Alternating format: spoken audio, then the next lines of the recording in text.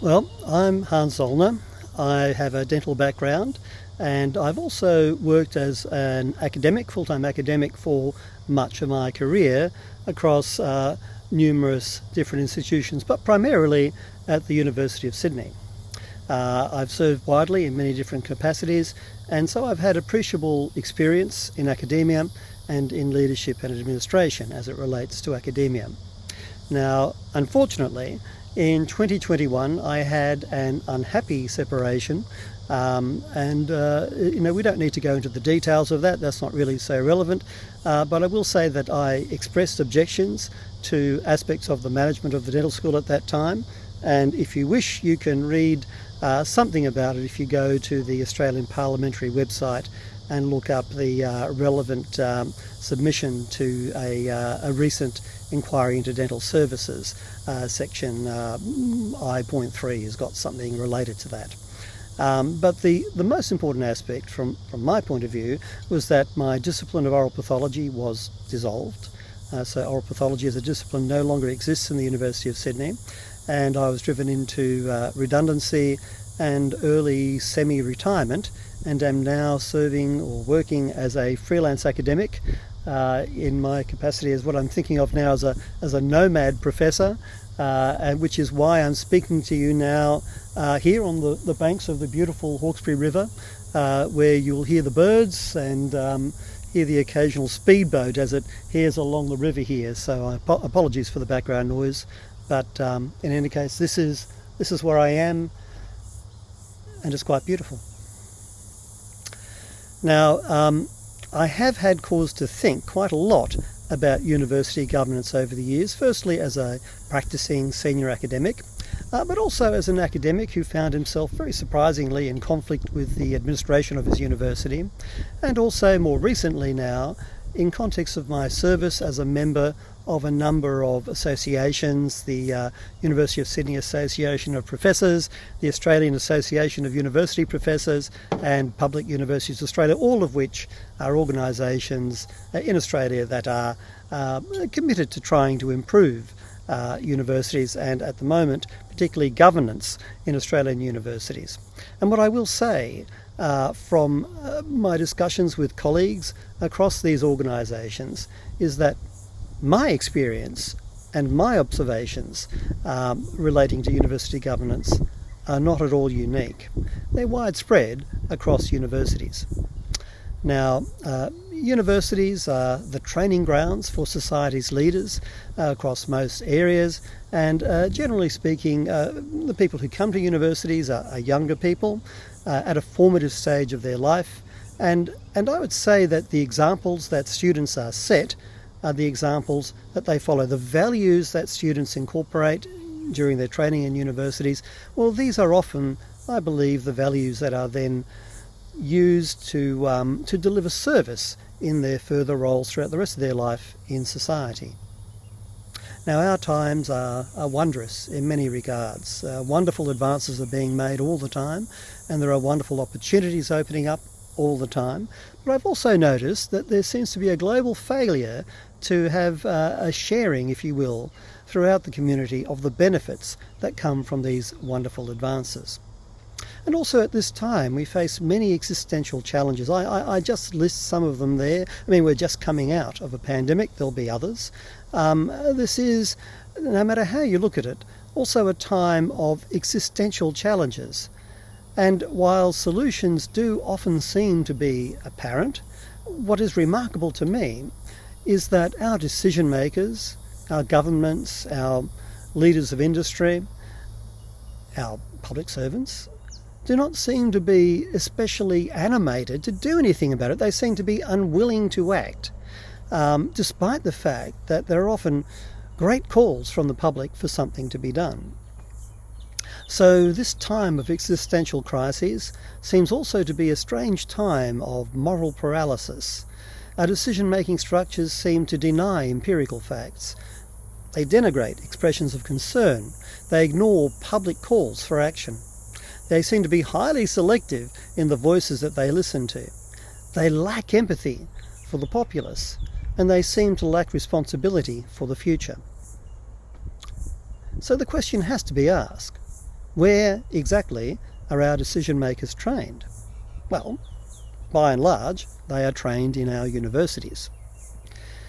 And I would say that poor leadership in our universities extends ultimately to poor leadership that's mirrored by our graduates when they go out into the community. And this amplifies that poor leadership that these graduates are modelling themselves upon out in the wider society. So I would argue that governance in universities, if it's poor governance, well, it impacts not only the function of the universities themselves, but actually has a widespread societal impact. So what precisely are the main problems that we see in university governance? Now, I would refer you, if you want a fairly complete discussion, to this document, which is available via the Australian Universities Accord website. You can just Google it, you won't have too much trouble finding it. It's the document which is submitted to the Accord by the Australian Association of University Professors. There are other very good documents as well by PUA and but I would say that this is a reasonably concise and readable document, and I think it makes a pretty good case. So the main identified concerns, I mean there are quite a number, but the big ones that seem biggest to me anyway, are first of all that there are too few senior academics in senior managerial roles in universities, that the management that we do have in universities is largely unaccountable, doesn't seem to have any accountability at all, and that there is also failure by management to support and enact academic values. So just fleshing that out a little bit more, with regard to there being an insufficient number of academics in senior positions, our universities are structured so that there is an overriding council or senate, which seems to be largely appointed and filled with people who have often no academic training and no academic experience at all. And similarly, the senior ranks of management, vice-chancellors, deputy vice-chancellors, etc., are often also increasingly drawn from people who are not necessarily academics, and so they simply do not know the business of universities. They don't understand the culture, they don't understand the work that has to take place in universities, they're simply uninformed. Also, with regard to unaccountable management, it seems a strange thing to say, but we've observed that on the whole, many managers, not all, but certainly many managers, seem to have a very princely approach to their role in the university. They seem to imagine themselves somewhat aligned like a medieval prince, not necessarily having to account for what they say or do. They will make determinations, they simply expect the determinations to be followed, and there's no reason to account to the peasants. And it's the most remarkable attitude. I find it perpetually surprising, but nonetheless, university managers are now, by and large, unaccountable to the academics who they work with, to the students who they particularly work for, and to the public and government, remarkably. We see with this a complete substitution of collegial decision-making with corporate management authoritarian practice. Now, just to flesh that out, collegial academic decision-making, well, that's the way in which universities have traditionally been run. I mean, it's inherently consultative. It recognises and benefits from the discipline level and the operational expertise of the broad collegiate, of the broad staff of the university. It's based on trust. There has to be trust in the honest advice and effort of one's colleagues. And it's inherently informed by this wide collegiate. It's distributive, it's empowering, and it's encouraging. Now, the top-down managerialism that we now see primarily in universities seems to be imported from the corporate world. It's inherently authoritarian. It has low levels of trust, and because it's not engaging the knowledge and experience and the operational knowledge of the staff, it's inherently uninformed, it's centralised, it's disempowering and discouraging. Now, one aspect of top-down management that has to be stressed is that it demands unquestioning obedience. It's premised on the idea that a manager will give you an instruction and must rely upon you to simply carry out the instructions that you've been given. So it's the whole model is premised on obedient implementation of instructions. Now this is in contrast to the way that academics normally work, and in fact the way that academics are trained, and that academics are in fact trained to be inherently questioning and inherently perhaps disobedient. We're trained and we feel a duty to seek the reasons and the basis for instructions. We insist on a cogent, reasoned argument that's based on empirical facts. And beyond that, academics on the whole don't feel like they're just working somewhere. They're not turning up for their job to earn some cash. They feel a sense of ownership for the work they're doing, for the students, for the school, for the discipline, and of the university. They feel it's their university, and they work to serve the mission of the university. And so they're not going to just sort of, if they're asked to do something which sounds daft, that strikes them as a daft instruction. They're not just going to easily accept it. Oh, well, I've got a daft instruction, but the boss has said, so I'll just go off and do it. Doesn't matter. It's the boss's problem. Most academics actually feel that, oh, wow, I've got a daft instruction. If I do this, it's going to cause harm. I must question this. I must challenge it. And this establishes an enormous clash of cultures, an enormous clash of values. And this brings us really to the third point, and that is failure by management to support and enact academic values. Now, you've got to see academic values in context of what they're really for. I mean, the functions of a university are to create knowledge through research, to disseminate knowledge through teaching by various means, and also to act as a reservoir, a reservoir of knowledge and a reservoir of expertise, as a source of expert, independent, trusted and informed and honest advice for anybody who might need it, for government, for the public services, obviously, for industry, for community groups, for anybody who wishes to have honest, frank advice should be able to go to an expert in a university who will share that. And this is another important function of universities. And these three key functions of universities, well, they are delivered by putting into practice a set of core academic values. Now, you can argue about which academic values should be there, but this is what we come down to as the bare minimum, the absolute minimum core list of values that must be enacted in order for the work of universities to be carried out. There must be rigour and expertise. There must be commitment to advancing, doing research and promulgating knowledge through teaching. There must be collegiality, because that's really the oil, if you will, that makes it possible for all these often pretty high, big ego people to work together and to achieve outcomes as a group and to make informed decisions. There must be freedom of speech so that you can say whatever you feel must be said without fear of repercussions. There must be robust intellectual discourse, because this is how ideas are tested and advanced and developed through argument and discussion and debate.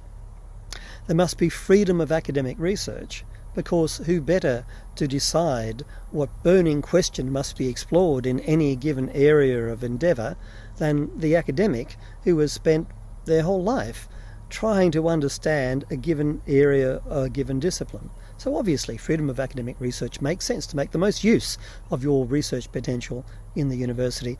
And above all, there must be truth in all academic works. Now, you may be mistaken, you may be confused, you might just be wrong for a dozen different reasons, you might have a bias, but at all times one would have to say that there is no part of academic work in which the truth is not a critical thing. There is nothing in academic work which doesn't depend on examinations, teaching, research, reviewing papers, giving advice to government. Every aspect of academic work must be premised on the basis that academics are being truthful. They're saying the truth as they see it at any given point in time. Now, this sort of is all part, if you will, of this idea of academic freedom. And academic freedom is needed for these values to be properly enacted. And it's not, as many people think, somehow license for an academic to do anything they whimsically happen to wish.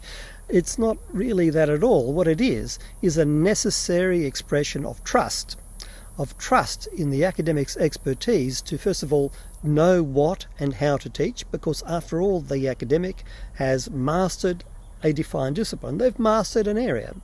And it's silly for someone who has not mastered that domain to try and tell the person who has in fact mastered a set of skills, or whatever they happen to be, to try and tell them how and what they should be teaching others in order that they too may master the same skills. You don't go to a concert pianist and say, look, you're teaching people all wrong. This is, no, let me admit, I can't play the piano, but let me tell you how you should be teaching people how to play piano. I mean, they just laugh.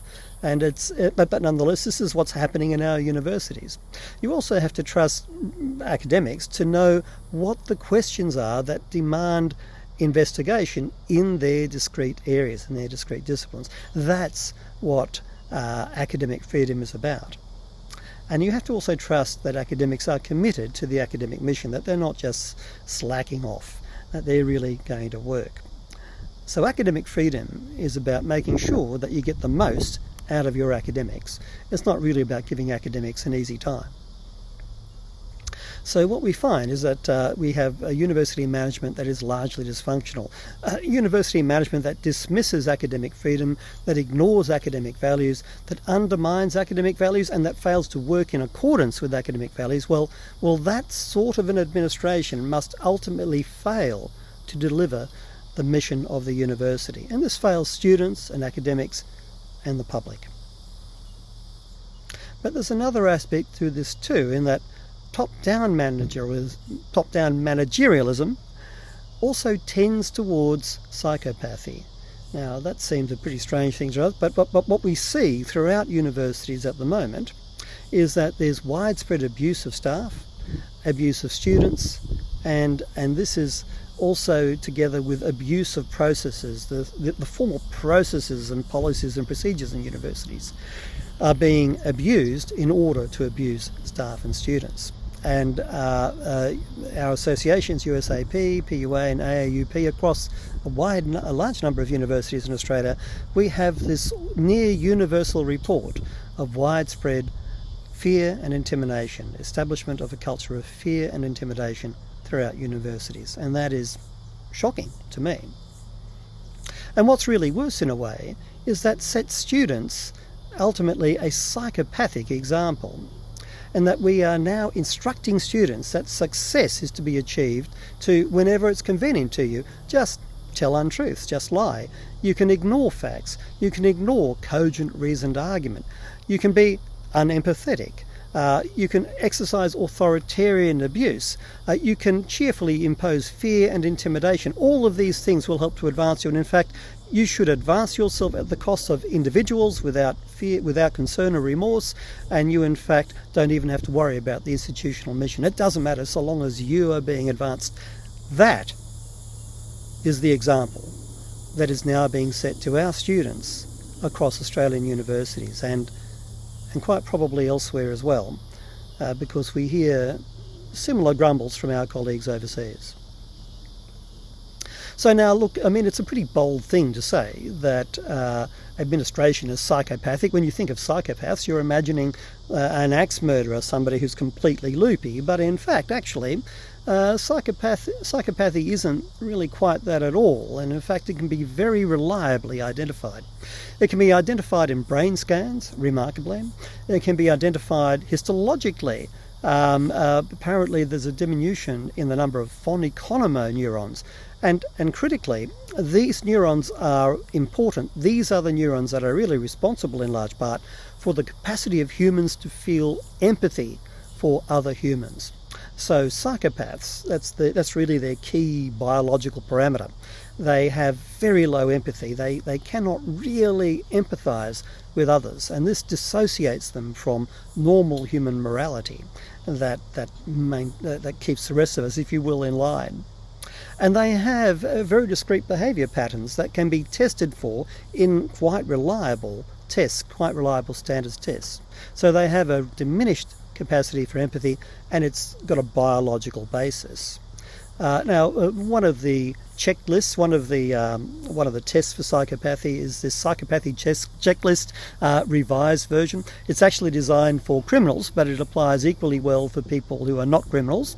And it gives quite a nice list, if you will. It makes it easy to quickly get a sense of what are the features of psychopaths. Well, first of all, a glib, superficial charm. Often when you first meet psychopaths, they're just lovely. They're just charming people, engaging, and you walk away thinking they're just lovely.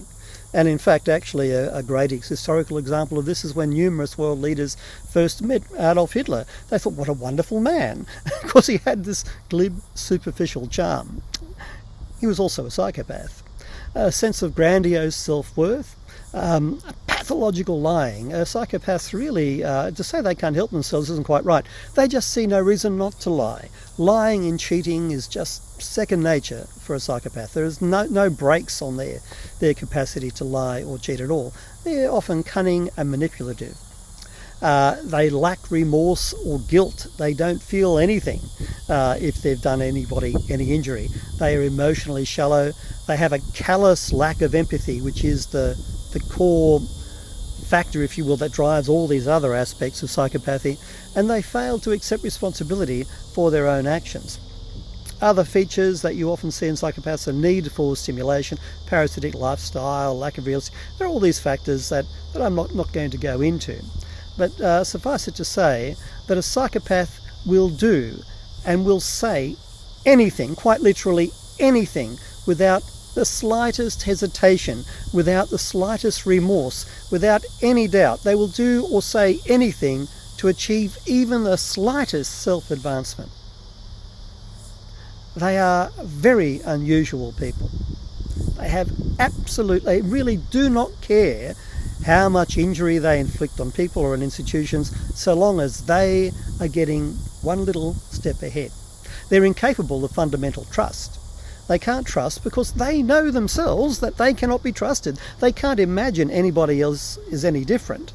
They really can't imagine that other people can be trusted, and people who display trust, they interpret this apparently as evidence that those people are just fools. People who show empathy and trust and have moral controls on their behaviour, they're just idiots. They're just fools. As far as a psychopath is concerned, so they're incapable of trust, and they only really ever trust people over whom they have control. If they have control over you, some significant, powerful control, well then they feel that they can trust that they can manipulate you. But they won't just trust you as an individual. Now, psychopathy is remarkably common. I apologise, there's a speedboat coming, but I think you can still hear me.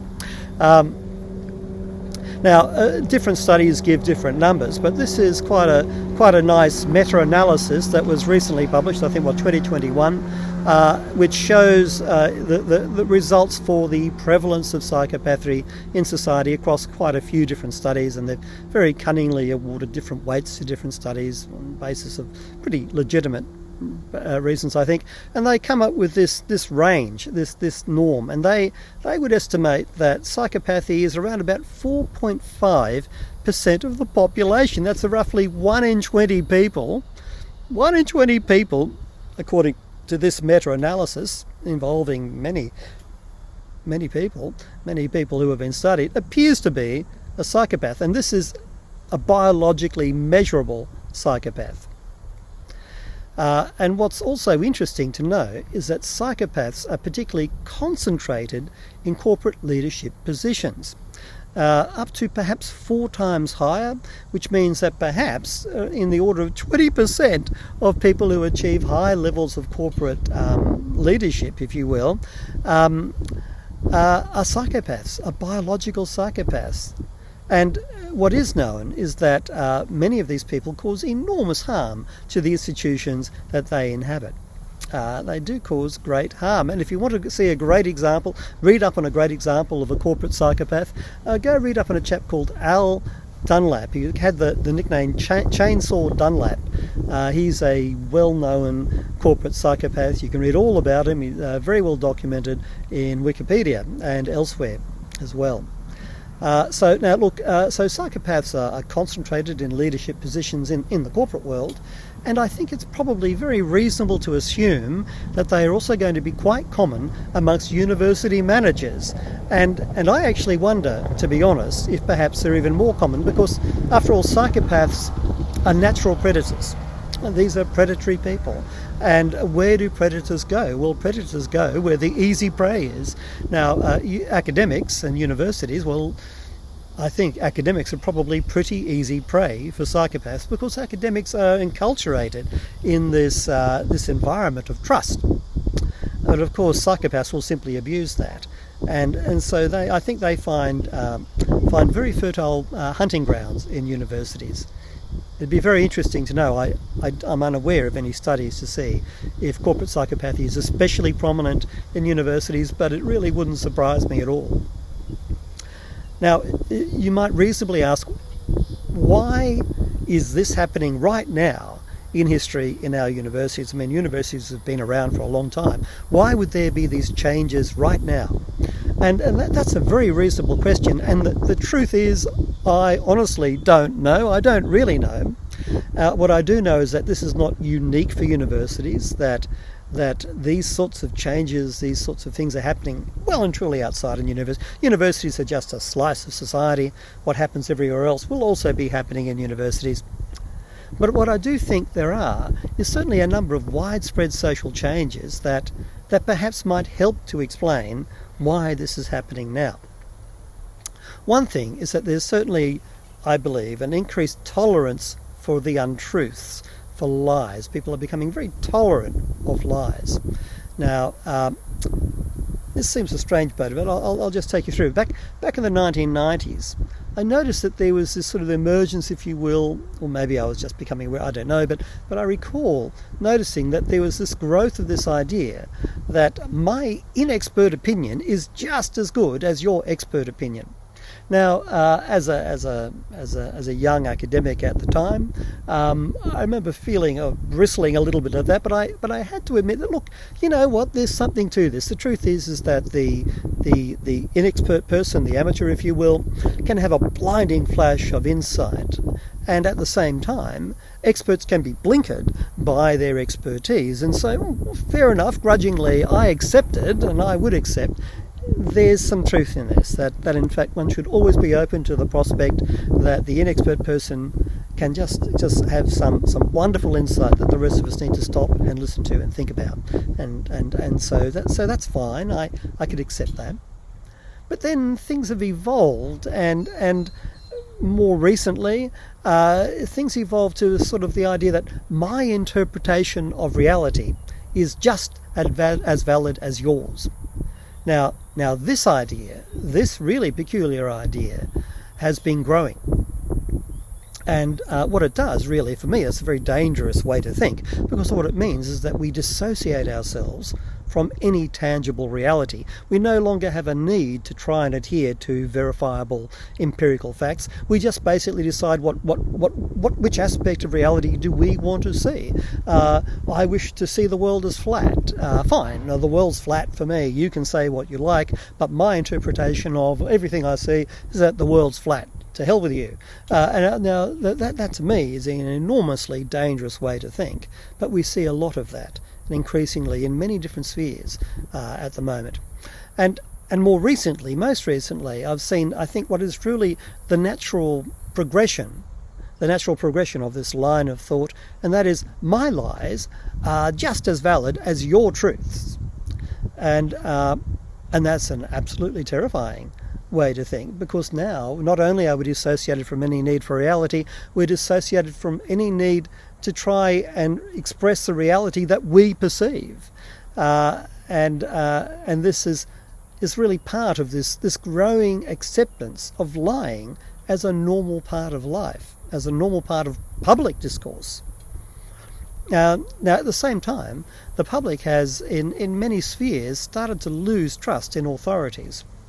And there's reason for this. Authority figures have been publicly outed for lying and for misbehaviour. Politicians have been caught lying. It's now considered normal for politicians to lie. And, they're caught out and lie. Well, not to worry, got away with those ones, didn't get away with this one. No one seems to be especially shocked when politicians are caught in outrageous lies anymore.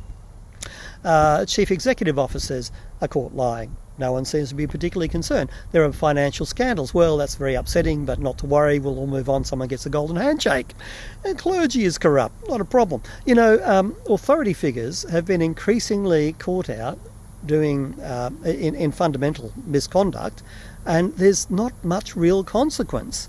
And the public sees this, and many people see this and quite reasonably say to themselves, well, if the authorities can't be trusted, why trust authorities at all? And that's entirely reasonable when you think about it.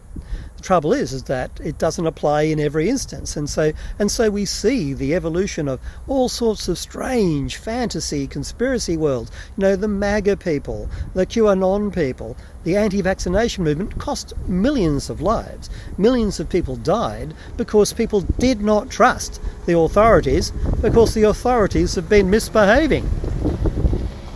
The flat earthers I've already mentioned. So this is something that's also happening as part of our cultural milieu. And then there's something else, and this again might seem a strange thing to talk about, but there's been a great expansion in business schools and management as a trained career. Now, please hold. I know that you're going to find this very odd, but I'm going to go there anyway. In 1969, there was a book published, The Peter Principle. I think it somehow was a marker of its time. It said something about the time that it was written in, and it was a book written partly in jest, but also with some serious messages. Very witty, very clever, very funny, very much something everyone should read because it's a fun book to read, but it also says interesting things. And the central message of the Peter Principle is that in a hierarchy, every person tends to rise to their level of incompetence. And that's something that we would all chortle at and have a bit of a giggle, but in fact, putting it into giving an example in an academic context, the idea is that, well, you might be a perfectly fine tutor and a great lecturer and a fine associate professor, maybe even a good professor, but then if you were promoted through to become the dean, were you to rise to be dean? Well, in fact, you may find that the management skills required for this higher responsibility, well, you simply don't have them. So at that point, you've reached your level of incompetence. And the argument is that this happens to everybody in all organisations. So everybody rises to their level of incompetence, and that's why everything's not working. That's how we can explain how the world has gone horribly wrong. The solution that was intimated in Peter Principle in the book was it argued really for professional managers, that we should have a professional management group. And of course, that idea fell on very fertile ground because already management schools were already established, had been established for over 100 years already, and there was a strongly developing, a strongly growing culture of management schools and management training. And I thought it would be interesting to just look at the relative number of people who are graduating across different disciplines. So based upon the data that's publicly available from this via this website, the NCES, this is American data, but I suspect it reflects events globally.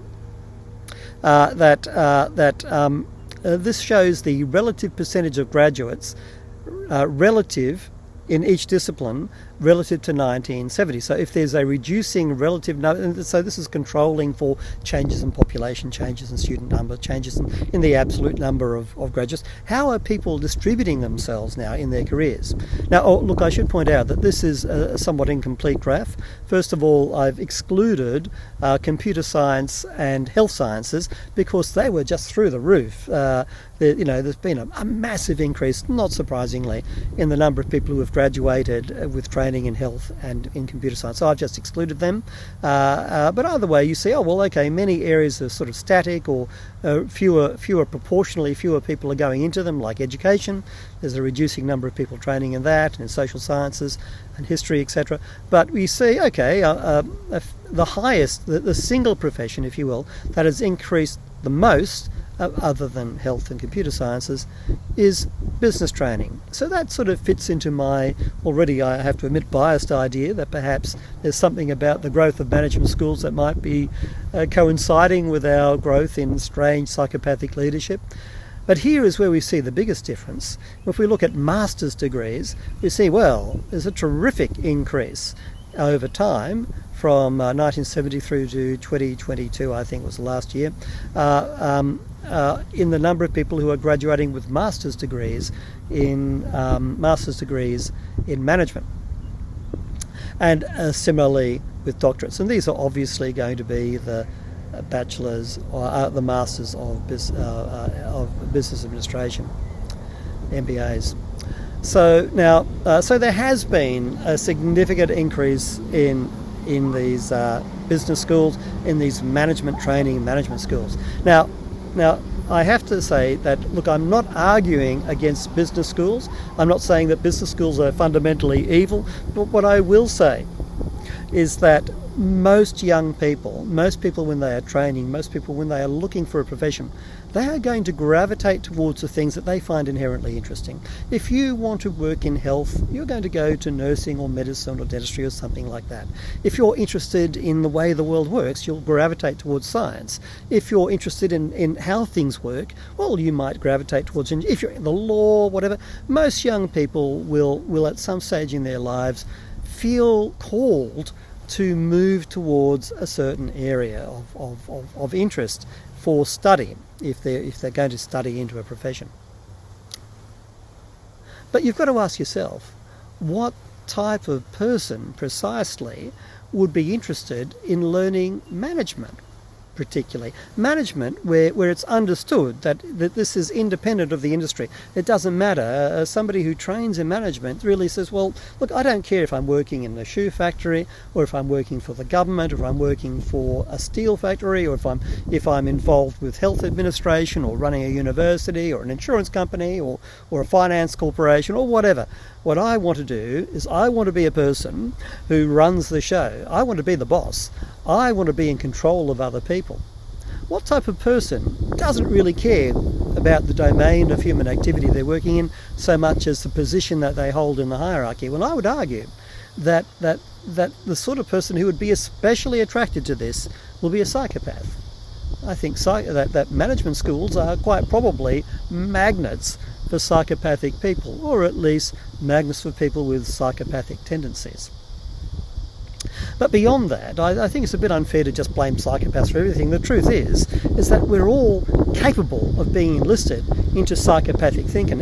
We know it's possible to be trained to have very low empathy because war is possible. We have wars. Soldiers have to be trained to do the most ghastly things to each other. And that can only be possible if empathy is discreetly driven down through the training and experience that these people have. We can be brought to accept lies, and there are many examples of this, and the January 6th insurrection just springs to my mind as a recent historical example. A large number of people simply accept a lie about the outcome of an election. We can be brought to absolute social monstrosity, as has been seen in fascist regimes throughout history, and the one that often springs to mind is what happened in Germany and in Italy in the 30s and 40s of the 20th century.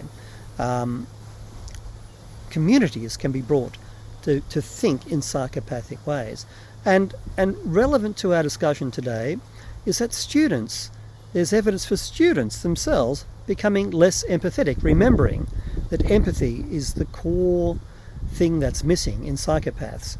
Here's a meta-analysis involving summarising the outcome of 72 separate studies. Nearly 14,000 students studied over a period of time, demonstrating that with time, the student body itself is becoming less empathetic. And it may not be a huge effect, but I do have to wonder, is this evidence that our administrative structures in universities are sweeping students up into a psychopathic mindset? I don't really know, but what I do know is that irrespective of whatever the reasons are, we can observe empirically that whereas at one time, there once was a time when, as per the Peter Principle, good academics were promoted to their level of incompetence, and the most senior positions of universities were occupied by the most senior and experienced and able academics. Well, it may well be true that as managers they were relatively incompetent. That could be true. But what is also the case is that they at the very least did understand academia, and they will also have been committed to the university because they came from the university. They have a sense of loyalty to the institution.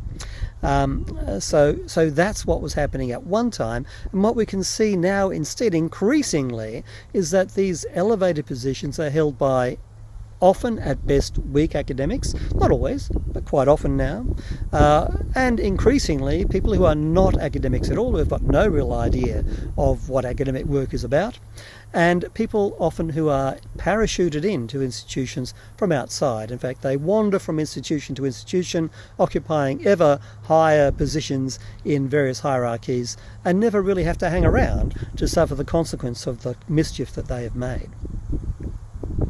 We also observe that many academic managers, certainly not all, but many, display psychopathic behaviour and traits.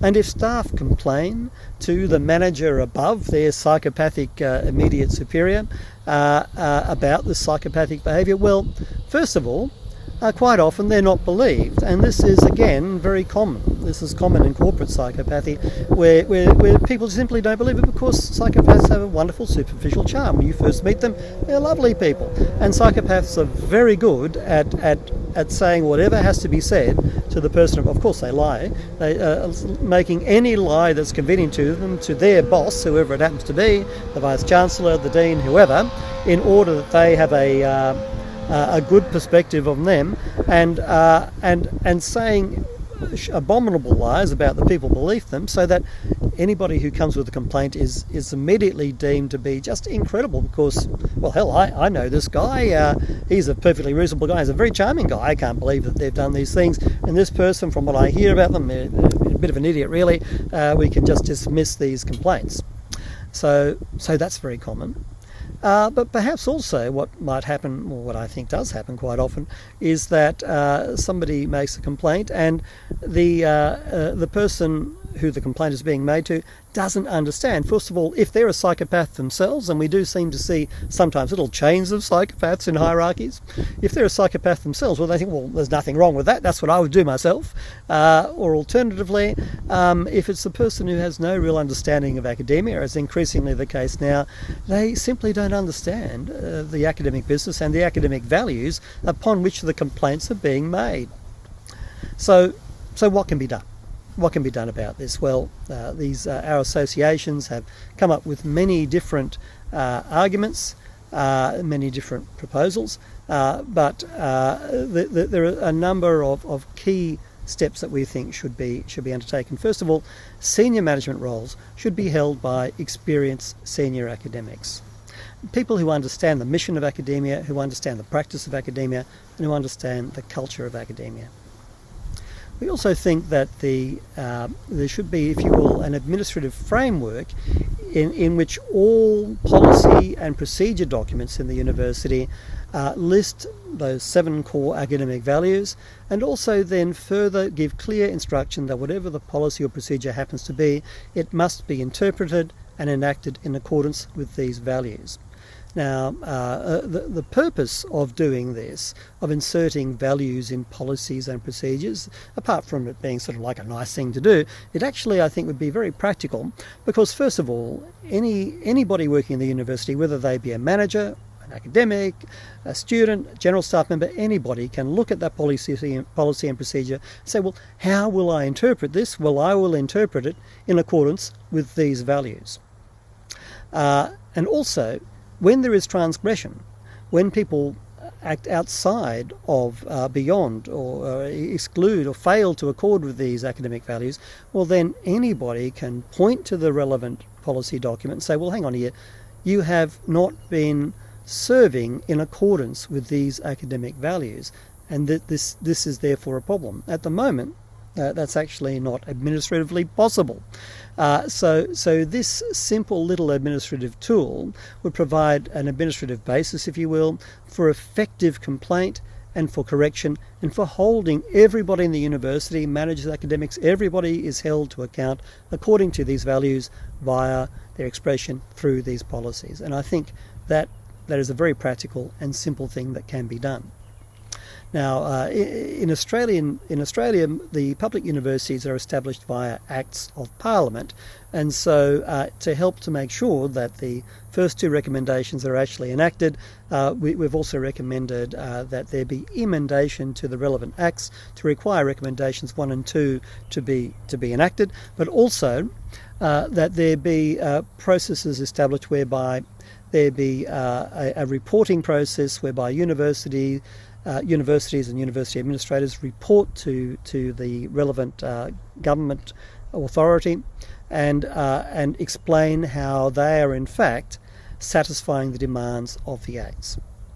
Now, so we think that they are three things that can be done that would make a difference to university governance in Australia and probably elsewhere as well.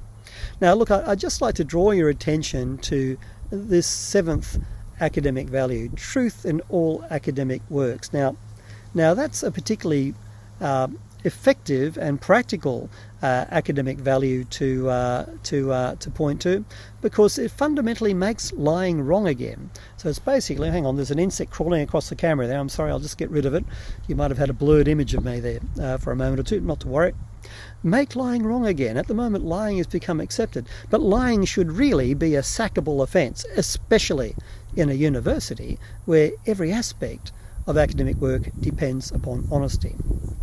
Now, this would have the effect of expelling true psychopaths, because the truth is that true psychopaths, they really can't help themselves. They lie constantly.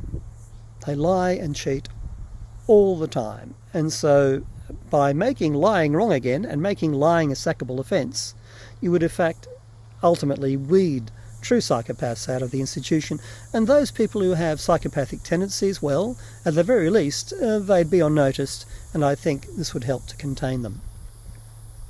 So summarising the actions that we've proposed is that senior academics should be in senior management roles, that there should be incorporation of academic values in administrative documents and processes, and that there should be legislative accountability. And this would restore proper academic governance and function. It would restore proper academic culture, and it would also restore an excellent example for students to model themselves against before they go out into the big wide world and serve the rest of the community. Because universities really do lead by example. The impact of these sorts of changes in governance within the universities could potentially really have a significant impact on the way that other institutions beyond the university are being run. And we should be releasing graduates who are given a sound example on probity and who promulgate the ideas of lying being unacceptable and of empathy and moral compass being an important part of decision making. And this would help to overcome, I hope, some of the moral paralysis that I mentioned before, and that does limit our capacity to respond to existential crises. Now, look, there's nothing more for me to do or say now other than to first of all recognise and thank, if you will, the staff of the University of Sydney Dental School from 1978 to 1982, who were my university educators, who set the example for me to try and follow, and that an example that I've tried to follow through my life. I also want to recognise my mentors. I've had some wonderful mentors who have been wonderful in helping to guide the development of my own thinking. I have to recognise the many wonderful colleagues and students that I've so much enjoyed working with in many different institutions, and especially also my fellow academic advocates in these organisations that I'm now serving in, who all share the ambition that I have to try and make universities better, to try and make society better in that way. So, look, finally, thank you for your attention.